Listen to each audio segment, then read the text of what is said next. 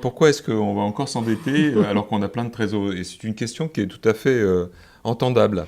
Alors Patricia? Notre stratégie, ça a toujours été en fait d'emprunter pour financer les activités, les acquisitions, pour qu'à un moment donné, parce on souhaite utiliser le cash qu'on génère par nos activités, notre exploitation, on souhaite utiliser ce cash pour financer notre stock, financer l'immobilier, parce que l'immobilier, on voit bien quand on regarde nos investissements sur les 10 dernières années, on voit que l'immobilier est consommateur en fait de trésorerie.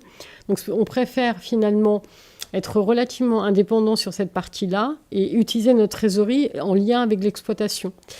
Et après, l'autre élément, c'est que on arbitre, c'est-à-dire qu'à partir du moment où les taux d'intérêt qui nous sont proposés sont très bien placés, par les banques au niveau des emprunts, c'est vrai qu'on préfère en fait souscrire. Alors on n'a pas de garantie, on n'a pas de covenant.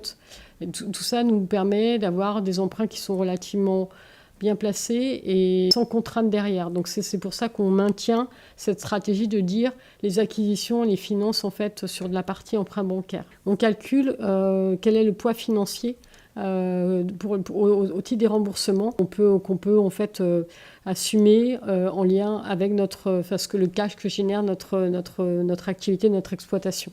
Et on est entre 7 et 10 millions et on ne va pas au-delà.